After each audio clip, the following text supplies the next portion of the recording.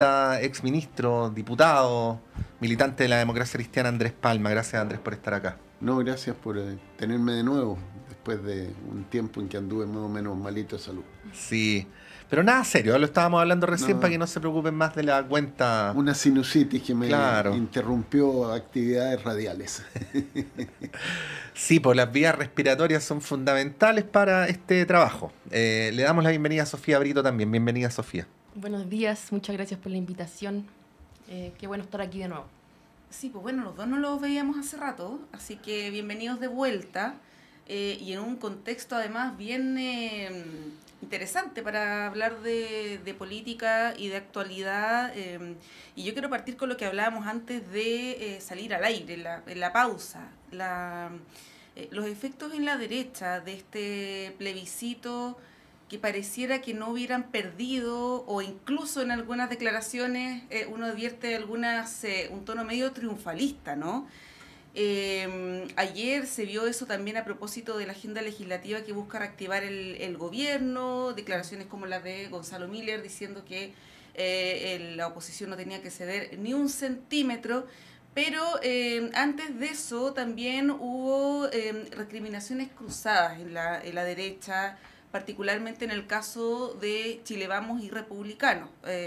Por ejemplo, Luis Silva le echó la culpa de alguna manera a Evelyn Matei por haberse sumado tarde a la campaña, y ahí Ignacio Briones le planteó que era un cara de palo, ¿no? Bueno, Moreira le dijo Moreira Cast. a Kast también. Bueno, Moreira hace rato que Sí. está Es raro Moreira, sí. en una posición media extraña.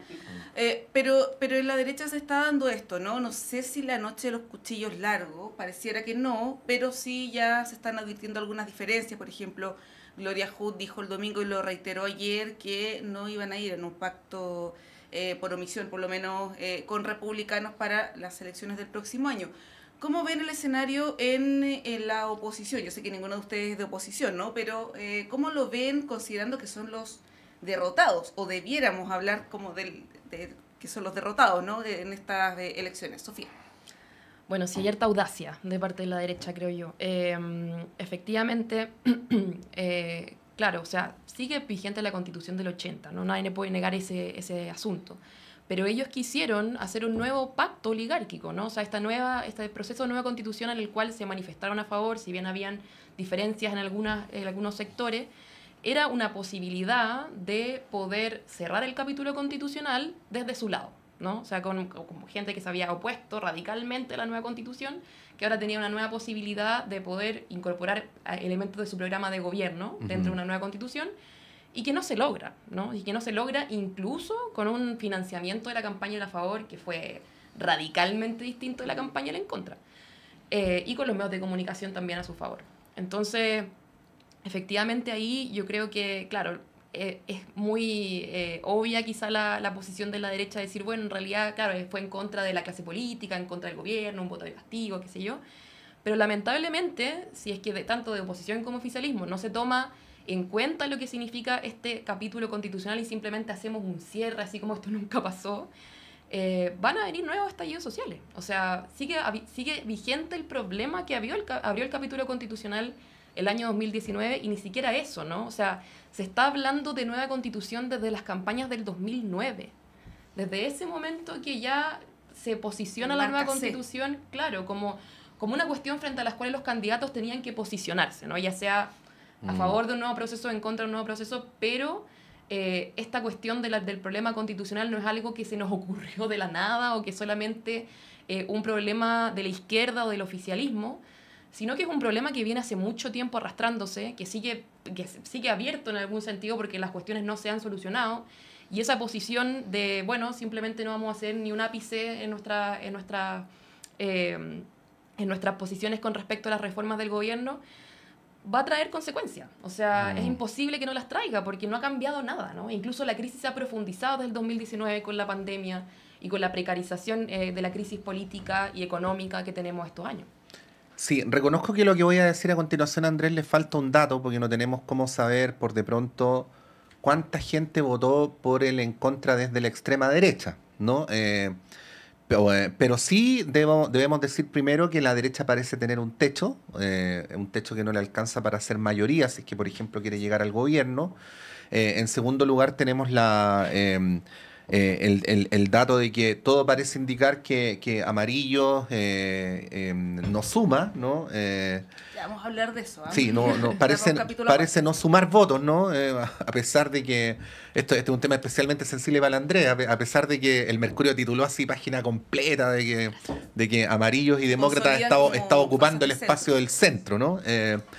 Entonces, bueno, primero uno deduce por ese mero hecho, ¿no? Por el mero hecho de que uno debiera suponer que la derecha quiere llegar al gobierno, que debería hacer una reflexión de carácter más estratégico sobre el resultado y no simplemente quedarse atrincherado tratando de decir así más o menos a los winners como si hubieran ganado, ¿no? Pero por de pronto está el otro tema, Andrés, que también te lo quería preguntar, y también es todo muy interpretativo, lo reconocemos, aquí no hay método científico, ¿no? De que habría, lo digo hipotéticamente, habría como un hastío con este clima político crispado, intransigente, poco propenso al diálogo, y de que eventualmente podría haber un mandato en esa dirección. Bueno, lo señalo muy específicamente porque tanto el senador Macaya como María José Hoffman, que son los dos principales cargos de la UDI, fueron elocuentes y categóricos en que iban a endurecer su posición contra el gobierno luego del resultado, ¿no? Bueno, ¿cómo analizas aquello? Voy a partir por lo último. ¿Tú no sientes que hay como un hastío? Yo siento que hay un hastío. Yo también lo siento. Lo que digo es que no lo puedo afirmar como un hecho. Digo que es una percepción. Pero la percepción que uno tiene de tomar un taxi, de conversar con la gente cuando va a comprar algo al supermercado, en la farmacia o con los amigos, como hay un hastío de este clima político, ¿ya? De este ambiente de radicalización de las posiciones, de no diálogo. Y en la medida en que eso se mantenga, y lo que dijo Hoffman y Macaya, el presidente de la UDI, es como vamos a mantener eso, y hay gente en la derecha que dice vamos a mantener eso, yo creo que les va a venir en contra en los próximos procesos electorales. ¿Ya? Yo creo que se abrió el escenario electoral futuro con el resultado del plebiscito. ¿Ya? Si ganaba el a favor, era evidente que la lucha era en la derecha. Pero con el triunfo del en contra, va a depender mucho qué hagan las fuerzas que hoy día están en el gobierno de cómo se dé el escenario político electoral que viene. ¿Ya? Si hay un buen candidato o una buena candidata que pueda aglutinar a las fuerzas que hoy día están en el gobierno, más la democracia cristiana, ese candidato o candidata va a pasar con toda seguridad a segunda vuelta y tiene altas posibilidades de ganar la elección presidencial. Entonces, el escenario para la derecha es que se le derrumbó el castillo de naipes que había construido. ¿Ya? Entonces, al derrumbarse el castillo de naipes, se abre el juego político. Y si ellos siguen en la actitud obstruccionista, el pueblo les va a pasar la cuenta. Porque se demostró en esta elección un hastío con el mundo político, pero también, yo no sé, para mí es demasiado como para que sea una coincidencia. ¿Ya? El resultado es calcado de las elecciones de los años 90. No, y de la última presidencial también. Y de la última presidencial, pero más calcado, o sea, el mundo popular votó en contra. La clase media votó en contra. La clase alta votó a favor. Mujeres votaron en contra más que varones. Pero en el mundo popular es cuestión de mirar. De repente en el Mercurio ponían la lista de las comunas. Claro. Y en algunos medios ponen el mapa de las comunas, pero el mapa de las comunas no dice la realidad de la población, o la lista de las comunas no dice la realidad de la población. Bueno, por eso fue tan desconcertante en el plebiscito anterior ver que ganaba el rechazo en San Ramón, en La Pintana, en La Granja, en comunas donde históricamente se había votado de otra manera, ¿no? Sí, ahora fue más consistente eso. Bueno, ahora, déjame decir una última cosa que ya lo dije una vez aquí, pero lo quiero volver a repetir. de la Constitución de Pinochet solo queda vigente una facultad del Tribunal Constitucional. Todos los demás amarres ya no existen. O sea, esta es una Constitución que permite, si se construye una mayoría, hacer los cambios que el país necesita, a diferencia de cómo era hasta el agosto del año pasado, en que las leyes orgánicas constitucionales requerían un quórum especial. Ahora no existe ese quórum especial, y si se tiene mayoría en la Cámara de Diputados y en el Senado, se pueden hacer los cambios. Lo único que queda es la facultad del Tribunal Constitucional de revisar el control, lo que se llama el control preventivo de las leyes. Sí, justamente quiero ir a eso, al texto de 1980, de 2005, ahí, bueno, depende de las interpretaciones, pero ¿qué pasa con eso? Porque ayer uno leía los titulares de los diarios, de los principales diarios, del Mercurio, de La Tercera, y planteaban, por ejemplo, que con este resultado la Constitución del 80 queda reafirmada, ¿no? Yo no sé si se puede sacar esa conclusión porque primero en la elección pasada y también en la antepasada, pasada me refiero a la de este domingo, ¿no? No se preguntó si es que se estaba de acuerdo con la Constitución vigente o no. No estaba esa pregunta, y cuando sí se hizo esa pregunta, el 80% dijo que no estaba de acuerdo con esa Constitución. Por lo tanto, decir que queda legitimada o reafirmada la Constitución del 80 creo que es un poco temerario, por lo menos, ¿no?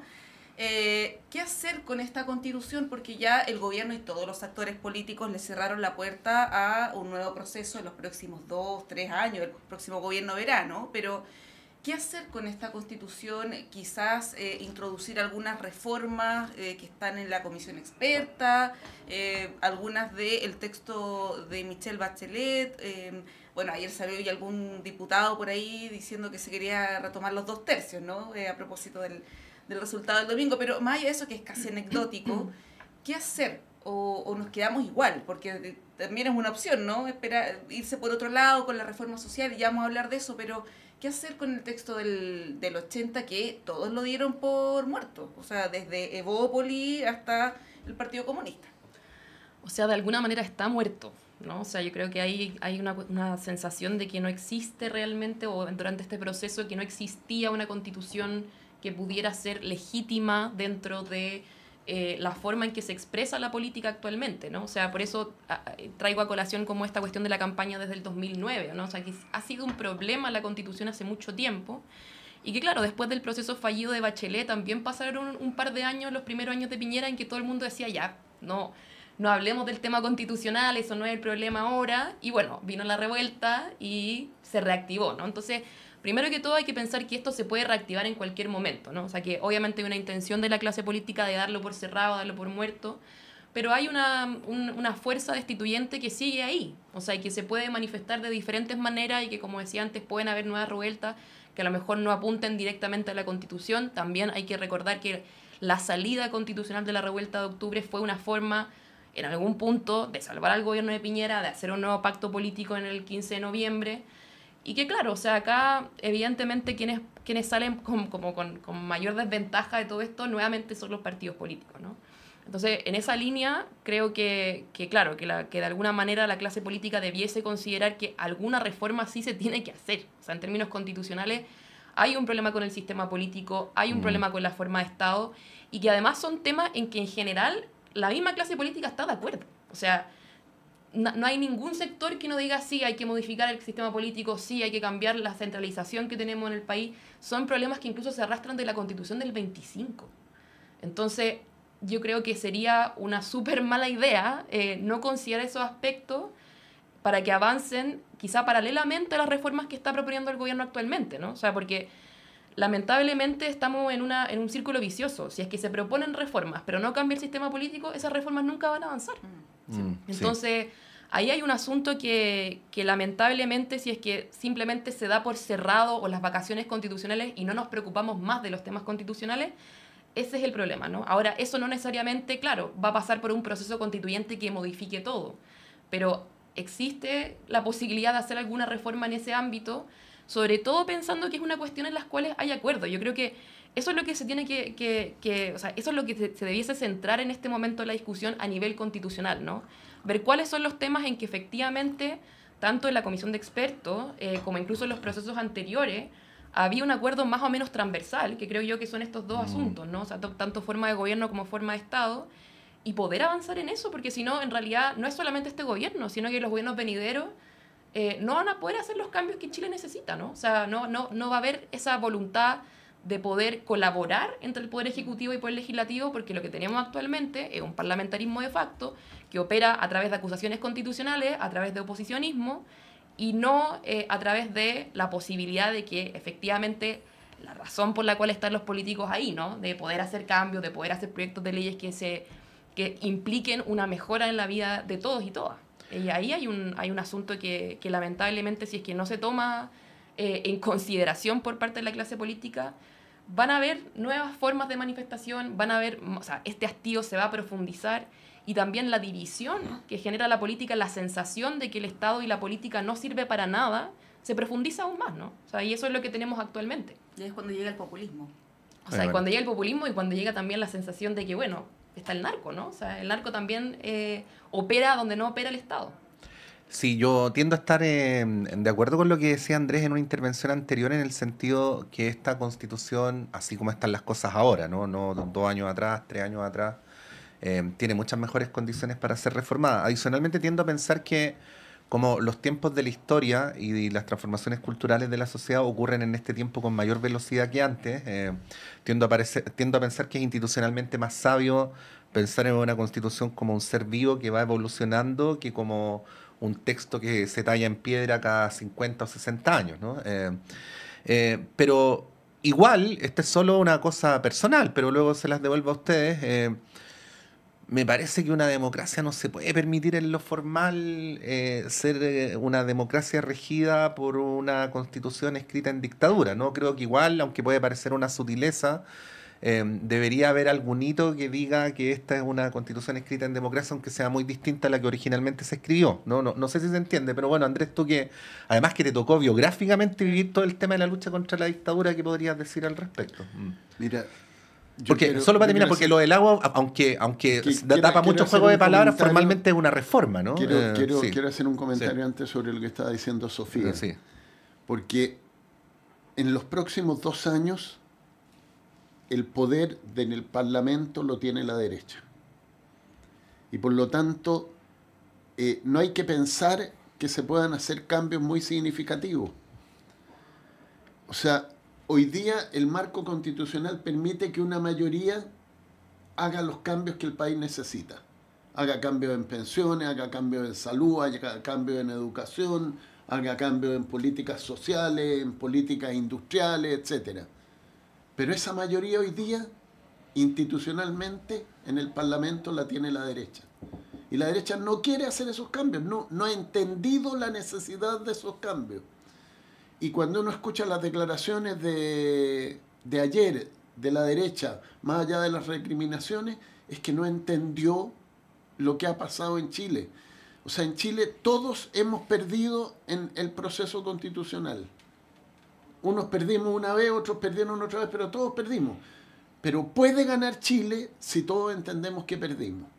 Cuando ellos dicen, es que ahora nosotros vamos a ejercer el poder que tenemos en el Parlamento y no le vamos a aguantar una al gobierno, y parten con la acusación constitucional contra Monte y que no quieren el cambio en el sistema previsional. En fin, es no entender que el país está cansado de que no se aborden los problemas que el país tiene y que siga este atrincheramiento. Y lamentablemente la mano hoy día no la tiene el presidente, sino que la tiene la derecha porque tiene la mayoría en el Congreso. Y por mucho que el presidente, cada vez que el presidente dice busquemos un acuerdo, saltan en la derecha y le dicen, pero antes usted arrepiéntase de los pecados que cometió cuando era joven. Condene la violencia. Condene la violencia, venga de donde venga, cualquiera, en cualquier eso ya lugar. lo ha hecho varias veces. Rompa relaciones con Cuba. No sé, o sea, es una cuestión que es poner cualquier exigencia para ocultar su oposición a los cambios. Porque en la práctica todo eso es su oposición a los cambios. ¿Ya? O sea, uno no puede hablar en este país de la clase política. Uno tiene que hablar de quiénes son los que están en una posición y quiénes están en otra. La derecha se opone a modificar el sistema previsional, se opone a modificar el sistema de salud, se opone a modificar las políticas sociales a modificar la política tributaria, a mejorar las condiciones de que se paguen los impuestos que se deben pagar, ni siquiera que se aumenten los impuestos, ya eso es pedirle mucho, pero se oponen a que se hagan los cambios en la ley para que los que tienen que pagar determinados impuestos los paguen. Y eso no es todo el mundo, eso es la derecha. Entonces, si uno no lo dice así, la gente se queda con que todos los que están en el Parlamento son todos iguales. Bueno, hay algunos más iguales que otros también, pero... O sea, es que bueno, yo creo que también la corrupción ha hecho esa sensación, ¿no? Y la consolidación de una clase política también tiene que ver con eso. O sea, tiene que ver con que existe efectivamente ciertos privilegios dentro del Parlamento, que claro, la gente dice, bueno, estos ganan 8 millones de pesos y no están haciendo nada, ¿no? O sea, van a calentar la silla, a pelearse, a hacer acusaciones constitucionales que ya, claro, no le hacen sentido a nadie. Y que como decía Patricio en la columna, ¿no? O sea, vienen incluso del gobierno de Piñera, ¿no? O sea, es una cuestión, es una forma de operación dentro del mismo sistema político que funciona así. O sea, que las oposiciones y el oficialismo tienen esa forma de consolidación. Yo en verdad, claro, o sea, estoy absolutamente de acuerdo. La derecha no quiere hacer ninguna modificación de nada, pero hay ahí un asunto, ¿no? Que es cómo el sistema político, cómo la forma de Estado, cómo la modificación de cómo se distribuye el poder, aunque sean cuestiones que no sean tan bulladas, en el sentido que, claro, siempre hablamos de derechos, siempre hablamos de salud, de pensiones, de educación, pero son cuestiones que no están permitiendo ni siquiera la proposición de esos cambios, ¿no? O sea, que se propongan cambios. Porque al momento en que se proponen, hay al tiro un veto de este parlamentarismo de facto que existe actualmente. Bueno, hay harto paño que cortar respecto de la derecha. Yo creo que vamos a estar varios días hablando de aquello. Nos tenemos que ir a la pausa, pero antes de cerrar el tema constitucional, que bueno, todo tiene relación con esto, es un gran tema, todas sus derivadas, les quiero proponer, para que lo comentemos a la vuelta, lo que ocurre con esta nueva derecha, podríamos decirlo así, en referencia a demócratas y amarillos, ¿no? Ayer Alberto Undurraga, el presidente de la ADC, lo dijo categóricamente: ellos son de derecha, cambiaron de domicilio político, no son de centro, mucho menos de centro izquierda, aunque ellos se autodenominan así. Bueno, los medios de comunicación también los denominan de esa manera. Esta nueva derecha y el rol que tuvo y cómo se puede proyectar, ¿no? En alianzas electorales, por ejemplo, políticas. Evidentemente ellos están en la vereda de la oposición desde hace mucho tiempo. Y lo comentamos también aquí con Andrés Palma, con Sofía Brito. Andrés también, además, militante de la Democracia Cristiana, ex domicilio político de estos nuevos actores. Bueno, son las 9:01, nos vamos a un breve corte y volvemos en unos minutos.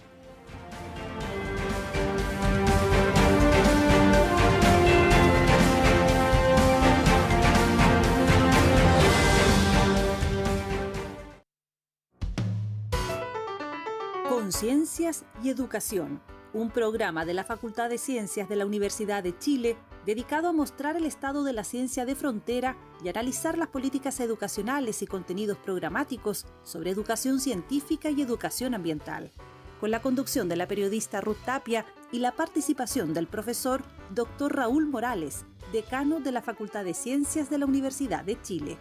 Conciencias y Educación, un programa para una ciudadanía más demandada en los avances científicos, tecnológicos y ambientales. Todos los viernes a las 12 horas en el 102.5 FM y radio.uchile.cl.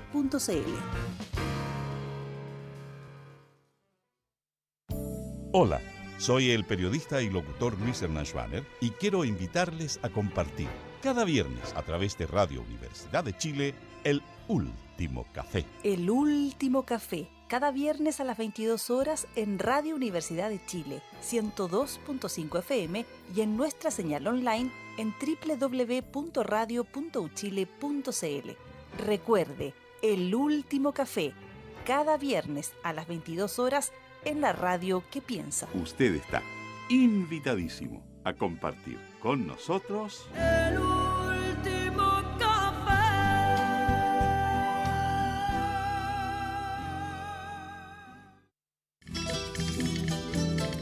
Chile, su tierra y su gente. Sintonízanos todos los domingos a las 11 de la mañana en Radio Universidad de Chile. Les invitamos a seguir acompañándonos para continuar nuestro viaje conjunto desde hace más de 13 años.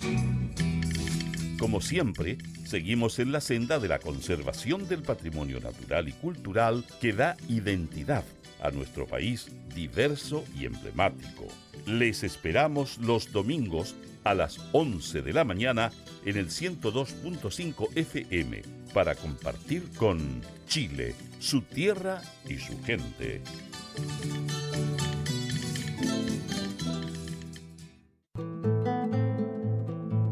Hola, soy Luis Mesina y les quiero invitar a todos y a todas para que sintonicemos todos los días viernes de 16 a 17 horas en Radio Universidad de Chile el programa Debate Social, donde estaremos discutiendo, debatiendo, conversando con amigos y amigas sobre la realidad nacional, especialmente del mundo social. Así que quedan todos invitados e invitadas a escucharnos.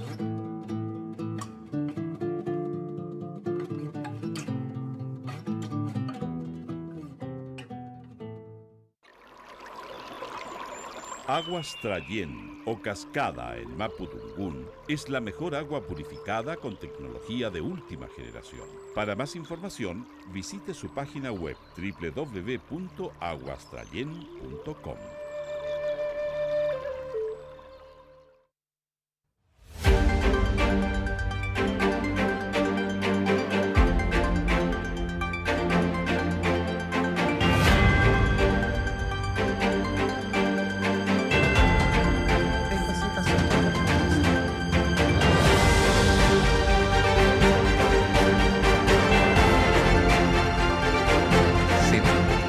Bueno, como dice un muy destacadísimo programa infantil, estamos al aire, Tulio, ¿no? Así que no podemos seguir conversando. Teníamos una muy buena conversación al aire antes de salir al aire, pero bueno, Monse había hecho la pregunta sobre el centro político. Nueva derecha, dije. Sí, tú dijiste nueva derecha en realidad. Tú dijiste nueva derecha. Y Demócratas y Amarillos como que se enojaron porque Undurraga dijo que era una nueva derecha, ¿no? Esto mientras el Mercurio dice que Demócratas y Amarillos están ocupando el centro. Y yo, de verdad, esto no se trata de ser en este programa maletero ni nada por el estilo. Yo de verdad busco y no sé de a dónde, salvo a través de medios como el Mercurio, Demócratas y Amarillos podrían decir que están ocupando el centro político porque en términos de votos son bien irrelevantes, la verdad. Hay que recordar que hoy día, por ejemplo, Amarillos tiene un solo parlamentario que fue elegido como DC, que es Andrés Joañet. Como radical, pero antes fue DC, ¿no? Fue DC, sí. Y en el caso de Demócratas, sus 2 senadores fueron elegidos como demócratas cristianos también. Entonces, ahí hay una cuestión. Esta es una conversación además apasionante que no tiene fin porque no tiene cómo zanjarse, ¿no? O sea, dónde termina el centro y empieza la izquierda, dónde termina el centro y empieza la derecha, en fin, bueno. Monse ya planteó el tema, pero quiero echarle un pelo más a la sopa, Andrés, porque fíjate que un rol muy protagónico en la campaña lo jugó la alcaldesa Leitao. Y adicionalmente, en términos técnicos, un rol muy protagónico en la campaña del En Contra lo jugó Alejandra Kraus. De lo cual, el día de ayer, Camila Miranda, del Frente Amplio, entrevistada en esta radio, dijo que durante este proceso se habían generado confianzas que eventualmente podían dar lugar a mirar de otra manera la política de alianzas para las próximas contiendas electorales. Bueno, hay dos patas o dos variaciones sobre el mismo tema y te damos la palabra, Andrés Palma. A ver, el Amarillo y Demócrata ocupan el centro de las páginas del Mercurio. Ese es el centro que son Amarillo y Demócrata. ¿Ya? Si no fuera por la presencia que tienen en el Mercurio particularmente y el impacto que tiene el Mercurio por definición en la política nacional, serían más irrelevantes de lo que son. A mí me duele, porque yo creo que ellos dieron un paso súper relevante con la intención de cambiar el escenario político, de traer a la derecha hacia el centro. Pero ellos terminaron yéndose hacia la derecha. O sea, si hubieran optado por el En Contra, que era lo coherente con su discurso cuando votaron rechazo. Lo coherente con su discurso cuando votaron rechazo hubiera sido que ahora hubieran estado en contra, porque votaron rechazo porque era una propuesta maximalista de un sector, y ahora era una propuesta maximalista de otro sector. Pero ellos, en lugar de estar por el rechazo a eso, que era la coherencia con su discurso, se fueron por el a favor, que en el fondo fue ser absorbidos por la derecha. Entonces hoy día, después de este comportamiento, después de las declaraciones de Matías Walker en el centro del Mercurio, puesto en el centro de las páginas del Mercurio, son un partido nuevo de derecha. Podrá ser de centro derecha, porque yo creo que no son defensores de la obra de la dictadura, ¿ya? Pero a ver, Andrés, si yo te pudiera... Pero son un partido de derecha, están allá, están situados ahí, cambiaron de domicilio, como dijo Alberto Undurraga. Sé que estabas argumentando, no quise interrumpir tu hilo, pero me sentí la necesidad de hacerlo para hacerte la siguiente pregunta. Si yo te dijera, Andrés Palma, más allá de las políticas de alianza que ahora estuvieron por el a favor y todo, dime 2 razones por las cuales demócratas y amarillos son de derecha y eso los haría significativamente distintos a ser de la democracia cristiana. Bueno, 2 razones, no sé si llamarlas ideológicas, doctrinarias, valóricas, lo que tú quieras. 2 diferencias insalvables, ¿no? Yo diría que la primera es que ellos estuvieron por apoyar un proyecto constitucional que era un proyecto constitucional que contravenía los principios de la democracia cristiana. O sea, el proyecto constitucional que llamaban a votar a favor era un proyecto que un demócrata cristiano no podía votar a favor. Salvo el expresidente Frey. Salvo Frey, voy a decir lo mismo. Bueno, sí. Yo no sé con qué lógica el expresidente Frey hizo su evaluación, pero si uno analiza desde el punto de vista de los principios de la democracia cristiana, ese proyecto no reunía las condiciones de coincidir con los principios de la democracia cristiana. Y cuando ellos dicen, además, que en la práctica, cuando dice Matías Walker, ni ahora ni nunca vamos a tener un pacto con la izquierda, también eso contraviene los principios de la democracia cristiana, porque la democracia cristiana no tiene por definición no pactar con gente. O sea, la democracia cristiana en la Unidad Popular hizo una lista con la derecha para salvar un proceso y en la dictadura se unió con todas las fuerzas de izquierda para terminar con la dictadura. Entonces decir, es que con esto no es negar un principio de, como demócratas estamos dispuestos a llegar a acuerdos con quienes sea necesario para profundizar la democracia, para profundizar o generar justicia social, que son los objetivos de la democracia cristiana. Entonces decir, yo con esto ni a misa, no va con ser demócrata cristiano. Nosotros a misa vamos con cualquiera que sea necesario para profundizar la democracia y para provocar justicia social. Sí, igual da la impresión que ha habido un cambio en los principios, ¿no?, de estos representantes de estos partidos, particularmente demócratas. Yo escuchaba a la senadora Rincón el domingo hablando, por ejemplo, contra la reforma educacional de la presidenta Bachelet. Y es curioso porque ella era ministra de la CEPRES, sí. O sea, estoy hablando en el comité político. Yo me juntaba en la oficina de ella a ver las normas que discutíamos sobre la reforma educacional. Sí, bueno, y ahí Andrés también tuvo un rol. Entonces, y ser ministro de CEPRES es un cargo de extrema confianza. Ella salía a defender al Congreso la reforma educacional que ahora está criticando. Entonces, esto de yo puedo cambiar mis principios a conveniencia es algo bien complejo para la credibilidad también de las figuras políticas. Sofía. Sí, yo creo que hay que mirar también, claro, esta lógica de nicho, ¿no? O sea, de cómo la política se ha convertido en crear nichos en base a una figura o un par de figuras, a lo que pasa con Jimena Rincón, que obviamente está buscando ser presidenciable, y cómo eso también ha ido afectando la composición justamente de el Congreso y las instituciones del Estado en general, ¿no? O sea, bueno, evidentemente ese fue uno de los problemas que también se consideraron dentro de la discusión constitucional, tanto del proceso anterior, del proceso de Bachelet, de la comisión de expertos actuales, porque evidentemente genera la imposibilidad de generar alianzas, y genera la imposibilidad de poder tener una política un poquito más estable en ese sentido, que genere cambio y que se pueda procesar las reformas que se necesitan. Y ahí, evidentemente, claro, también estamos ante un cambio, ¿no? O sea, un cambio que yo creo que todavía no logramos ver bien de cómo va a estar esta composición, porque tenemos todavía el esquema noventero de la política clásica, que también muy binominalizada, que ha ido obviamente mutando, y que, claro, obviamente el oficialismo tiene hoy día otras alianzas, ¿no? Tiene que pensar en otras alianzas. Y ahí yo quiero traer a colación una cuestión que me parece relevante, ¿no? Que es, una cosa también es lo que está pasando dentro, claro, justamente de la política partidaria, pero cómo el oficialismo también ha perdido la posibilidad de alianzas con los movimientos sociales, ¿no? O sea, cómo el cierre que se genera también en el pacto del segundo proceso constituyente dentro de los mismos partidos, bueno, con Amarillo y Demócrata adentro, con toda la derecha adentro, etcétera, genera la imposibilidad de generar otras alianzas, otras formas de comunicación con el mundo popular que lamentablemente no están considerándose, y que evidentemente partidos como Amarillos y Demócratas actualmente, bueno, es la lectura que tienen la lectura que tienen del movimiento social de octubre, ¿no? O sea, creo que ahí hay también una cuestión que lo sitúa dentro de la derecha,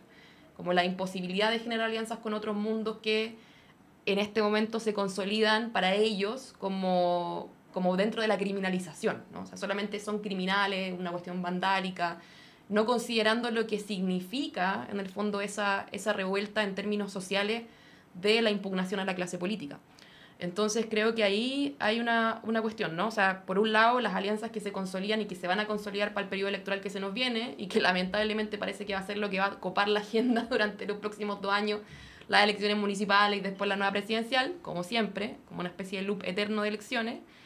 Y por otro lado, la necesidad del oficialismo de generar otras alianzas por fuera de la política tradicional, que lamentablemente se cierran en el proceso constituyente, o sea, este proceso constituyente de este año, pero que creo que con la derrota de el a favor es necesario volver a retomar esas conversaciones, ¿no? O sea, esas conversaciones que se dejaron de lado en el proceso, en las cuales justamente se castigó al mundo independiente, se castigó a quienes venían de los movimientos sociales por el triunfo del rechazo en el proceso anterior, pero que hoy día es necesario retomar, ¿no? Hoy día es necesario retomar esas conversaciones y pensar justamente, claro, cómo se puede avanzar de manera conjunta, ¿no? O sea, el gobierno igual necesita apoyo, o sea, apoyo en el sentido de movilización que esté de alguna manera moviendo la brújula hacia un sector, posicionando la necesidad de una reforma de pensiones, posicionando la necesidad de un cambio en materia de vivienda, posicionando las necesidades que están postergadas en materia de educación. Se viene lo del CAE, se viene también lo que tiene que ver con la deuda de profesores, conversábamos con Tania justamente antes.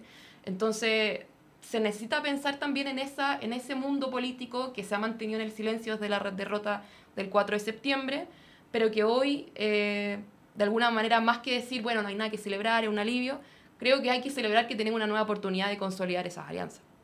Bueno, Sí. a propósito de lo que dice Sofía, lo primero que hizo el gobierno ayer fue darle un reimpulso a su reforma previsional, que está ahí estancada en la Comisión de Trabajo de la Cámara hace varios meses, y planteó una fórmula alternativa que no convenció a nadie. Bueno, al oficialismo sí, pero en la oposición le dieron un portazo, ¿no? Que es este 1% para el empleo formal femenino. Sería un 3, 2 y 1, ¿no? Ni siquiera un 3 y 3, que fue en algún momento lo que se habló. ¿Cómo ven eso? Particularmente en el caso de la reforma previsional, que es tan urgente, pero en general está el tema del pacto fiscal, está qué hacemos con la salud a propósito de la situación de las ISAPRES. ¿Ven que es posible un reimpulso de la agenda legislativa del gobierno, de las reformas a propósito del resultado de este domingo? ¿Cómo lo ves, Andrés? O sea, desde el punto de vista social, de los movimientos sociales, de la opinión pública, no cabe duda de que es un espacio para reimpulsar la agenda programática del gobierno y reimpulsar estos cambios que yo creo que van a ser 2 o 3 y punto. O sea, la reforma previsional, algo hay que hacer en salud con el tema de la crisis que hay en la ISAPRE, y no sé si alguna Pacto fiscal. El pacto fiscal, que es absolutamente necesario, que es imprescindible, sea quien sea el que vaya a gobernar en el próximo periodo, es necesario ese pacto fiscal, ¿ya? Y eso se va a reimpulsar. Pero es extremadamente difícil sacarlo en la Cámara de Diputados.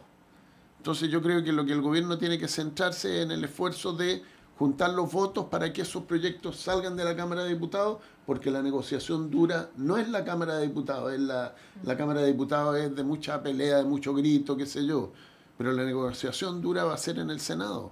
En el Senado están los senadores históricamente duros de la derecha, ¿ya? En la Cámara de Diputados se puede alcanzar una mayoría, pero ahora en el Senado, con la suma de Rincón y Walker a la derecha, es claro que hay que llegar a un acuerdo o con Renovación Nacional o con la UDI, ¿ya? Está difícil esa negociación.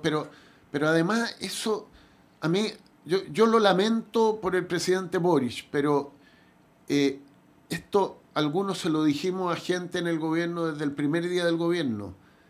Son minoría en el Congreso. Y cuando se es minoría en el Congreso, si uno quiere sacar un proyecto adelante, tiene que negociar con la oposición. Y no hay vuelta. Si había que sentarse el primer día a negociar con la oposición. Y hubieran podido salir no los proyectos que quería el presidente Boric, pero tampoco los proyectos que quería la oposición, pero hubiéramos tenido a lo mejor el 3-3 de Piñera en materia previsional, hubiéramos podido sacar y lo pudiéramos haber sacado hace un año. Pero ¿con quién se negocia, Andrés? Disculpa, porque la aquí oposición dice 6-0. Claro, porque aquí no solamente Es que tenemos dice no solamente 6-0. tenemos el problema de la minoría, sino adicionalmente el de la dispersión. O sea, a propósito de Joanet, no me acuerdo en qué proyecto de ley Joanet dijo que iba a votar en contra porque nadie del gobierno había ido a hablar con él. O sea, Sí, la negociación parlamentaria dejó de convertirse en una negociación entre bloques. Lo que ocurre, con que hay que ir a conversar con mira, cada individuo para dejarlo contento. Es lo que ocurrió en el segundo gobierno de la presidenta Bachelet, con la coalición de gobierno de la presidenta Bachelet. Ella tenía mayoría en el Parlamento, pero tenía que ir a negociar con cada uno de los parlamentarios porque bastaba que se le desordenaran dos y perder la mayoría. ¿Cuál era la diferencia en la política de los acuerdos de los años 90?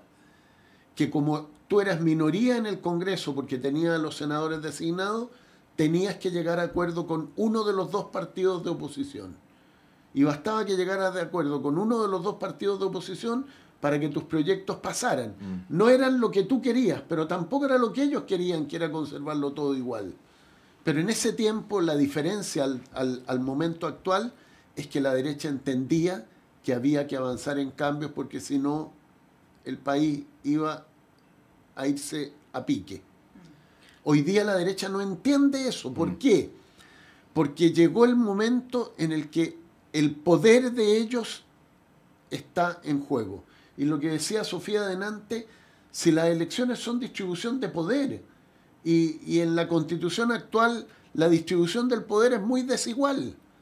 O sea, para poner un ejemplo burdo, la región de Biobío tiene casi 2 millones de habitantes y elige 3 senadores. La región del Maule tiene 1 millón de habitantes y elige 5 senadores. Eso es una distribución del poder desigual. Pero a la gente nadie le dice, oiga, son importantes las elecciones porque se distribuye el poder. Son importantes estos procesos porque se distribuye el poder. Era importante el proceso constitucional porque distribuía el poder. Y era malo el proyecto que rechazamos el domingo porque distribuía el poder de peor manera aún de la manera que está distribuido hoy día. Ahora, dicho lo dicho, Sofía, y aquí es donde radica el problema de índole político, es que, como dijo Andrés Palma en el bloque anterior, el poder, para decirlo en términos literales, ¿no? Poder hacer, ¿no? Respecto a la reforma previsional, lo tiene más bien la derecha y no el gobierno, ¿no? O sea, para decirlo de otra manera, el gobierno solo va a poder hacer aquello con que la derecha esté de acuerdo, ¿no? Entonces, siendo así las cosas, ¿hasta dónde ceder? Porque luego viene la vieja pregunta de si mejor nos quedamos en una posición testimonial y le cargamos todo el peso del obstruccionismo a la derecha, o más bien terminamos negociando algo que en realidad es como si la derecha estuviera en el gobierno y no nosotros, ¿no?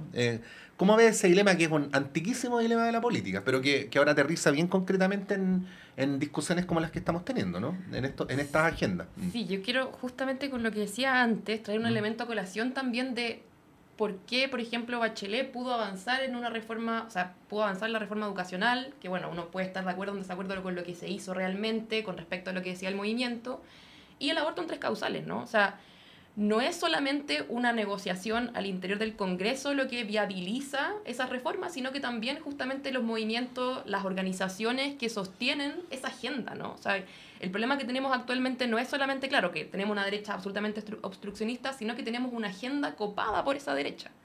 Una agenda que está absolutamente centrada en las temáticas de seguridad, donde también el gobierno ha cedido en términos discursivos de decir, bueno, en realidad, claro, como izquierda no teníamos una propuesta con respecto a este tema, un poco la derecha tenía razón, esa es la sensación que queda con esta cuña de Boric de hace tiempo de otra cosa es con guitarra, básicamente. Y por otro lado, en esa misma, o sea, digamos, por un lado seguridad y por otro lado, claro, o sea, tenemos unos casos de corrupción que están también en ese sentido dando cuenta de que la política no soluciona nada, sino que es solamente un espacio para robar, ¿no? O sea, esa es la sensación que queda dentro de la agenda política actualmente. Entonces se necesitan otras voces, otros movimientos, otras organizaciones que den el respaldo a estas reformas que se quieren impulsar. Por ejemplo, claro, yo creo que una de las centrales y que debiese ser, si es que se logra sacar la reforma previsional en estos 2 años, yo creo que ya con eso es como, bueno, el triunfo del gobierno, ¿no? O sea, en el sentido que, claro, quizás no fue con el proceso constituyente se desarmó todo, pero bueno, es algo, ¿no? O sea, es un algo que esa parte está muy sentido también con lo que pasa con los retiros durante la pandemia, y también es una cuestión que viene impulsada por movimientos sociales. O sea, si el movimiento No Más FP, que viene el año 2015, 2016, fue el que posicionó esta agenda también de, por ejemplo, impulsar una iniciativa popular de norma en ese tiempo, que ni siquiera existe en nuestro sistema político, pero pensar otras vías de incidir en la política que tienen mucha importancia al final de cuentas, ¿no? A veces nos olvidamos de esas cosas, ¿no? Es como cuando pensamos en Gabriel González Videla, bueno, dio el voto femenino, pero todo el movimiento de mujeres que viene del movimiento de la emancipación de la mujer en Chile, el MEMCH, fueron quienes impulsaron ese proceso. Al igual que pasó el aborto en 3 causales, al igual que pasó en la reforma educacional, al igual que pasó en la reforma laboral, al igual que pasó en el tema constitucional. Entonces, yo creo que lo importante es que la política no se cierre en sí misma, ¿no? O sea, no se cierre en sí misma como si fuera un sistema cerrado, sino que yo creo que lo que debiese preguntarse el gobierno es cómo retomar esas alianzas que pueden permitir otras voces en la agenda pública, otros eventos, otros hitos. Pero la condición para eso, Sofía, es que hay una rearticulación de las organizaciones sociales, porque también hay que reconocer que otra cara de la moneda es que el resultado del 4 de septiembre del año pasado produjo un cataclismo en un proceso de rearticulación de las organizaciones sociales, y lo que uno vio, yo diría que en cierta medida hasta el día de hoy lo que uno ve es un repliegue y una desarticulación, ¿no? O sea, yo creo que también hay que pensarlo así, ¿no? Los movimientos sociales trabajan también desde las capas subterráneas, ¿no? Desde la capilaridad, que no siempre está en la agenda, no siempre está en la palestra pública, digamos, de los medios de comunicación oficiales, etcétera. Pero hay una rearticulación que sigue vigente, sigue pensándose, y que ahí yo creo que también mucho de lo que pasa tiene que ver con no querer estar en contra del gobierno, ¿no? O sea, no, es como un silencio que es como no apoyamos, estamos en contra, entonces mejor no digamos nada. Pero que ahí efectivamente se requieren estas conversaciones, pues se requiere pensar esta rearticulación ya no desde líneas completamente separadas, sino que decir, bueno, si vamos a sacar algo en limpio de este gobierno que ha sido bastante complicado, o sea, tenemos a David Andrade, que aparte fue presidente de la FECH, en un caso de corrupción muy complejo, o sea, hay una serie de aristas que han ido mermando en el fondo la posibilidad de que este sea un gobierno transformador, pero si es que algo se quiere sacar en limpio de este gobierno, se requiere sí o sí esa fuerza. Se requiere sí o sí ese espaldarazo, se requiere sí o sí esa discusión incluso, aunque sea una contraposición, aunque los movimientos sociales digan no estamos 100% de acuerdo con el proyecto del gobierno porque nos parece que esto falta, ¿no? Pero eso va corriendo la brújula política, ¿no? Porque si no, quienes tienen hoy día la agenda es únicamente la derecha. Y si es que el gobierno solamente piensa que la seguridad es lo que hay que avanzar, en términos de seguridad únicamente individual con mayor poder punitivo del Estado, porque esa es la seguridad que se está planteando, lamentablemente la hegemonía de la derecha se sigue consolidando, porque al final de cuentas son sus ideas las que terminan primando dentro de la agenda pública.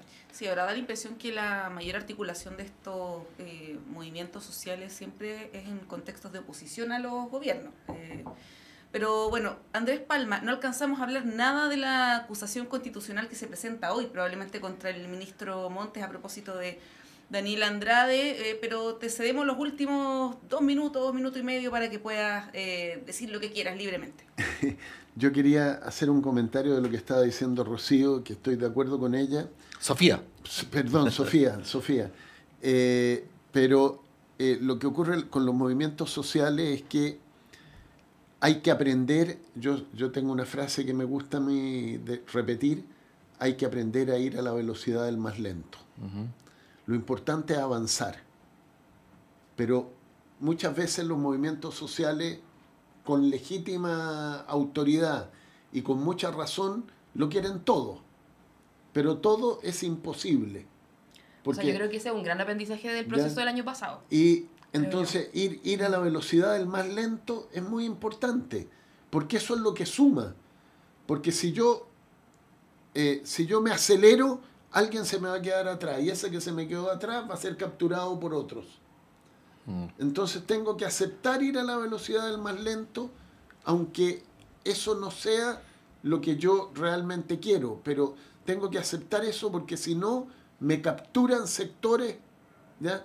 Y a propósito del tema seguridad, en el tema seguridad la izquierda siempre ha tenido un discurso de seguridad, y en tiempos de la concertación se desarticularon muchos movimientos que atentaban contra la seguridad, y este gobierno está haciendo gran avance en la seguridad, no solo en la represión que plantea la derecha, sino que, o sea, acaban de meter preso a 54 empresarios, no sé cuántos empresarios.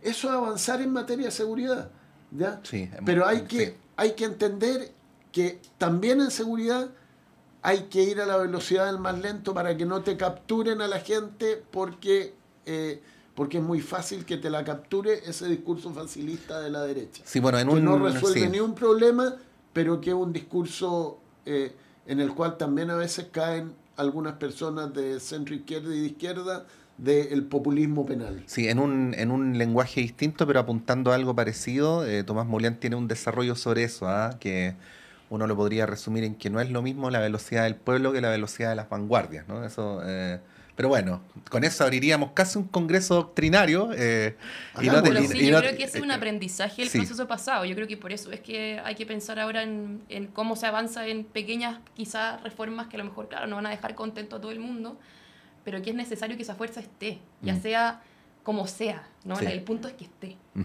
Sofía Brito, muchas gracias. Muchas gracias por la Andrés invitación. Palma también. Muchas gracias por la invitación, ¿no? Y con Montserrat, los 4 nos vamos a una breve pausa y a la vuelta con una muy interesante entrevista a Claudio Medina.